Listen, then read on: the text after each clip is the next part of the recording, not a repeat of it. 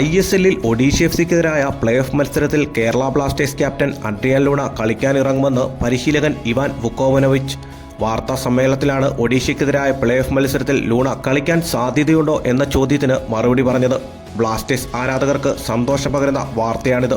പരിക്കേറ്റ് 6 മാസത്തോളം പുറത്തിരുന്ന ലൂണയ്ക്ക് മുഴുവൻ സമയം കളിക്കാനുള്ള ശാരീരികക്ഷമത ഇല്ലെന്ന് ഇവാൻ വ്യക്തമാക്കി. രണ്ടാം പകുതിയിൽ ലൂണയെ പരീക്ഷിക്കാനാണ് ഏറെ സാധ്യത.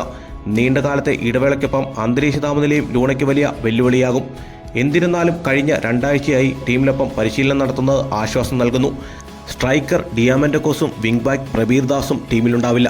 ഭുവനേശ്വറിലെ കലിംഗ സ്റ്റേഡിയത്തിൽ നടക്കുന്ന പ്ലേ ഓഫിൽ വിജയത്തിൽ ആറാടുവാൻ ലൂണയുടെ വരവ് പ്രചോദനമാകും എന്ന പ്രതീക്ഷയോടെ ഇതുപോലെയുള്ള ഏറ്റവും പുതിയ വീഡിയോസുമായി കാണാം. കാത്തിരിക്കാം. Talk bye Haris.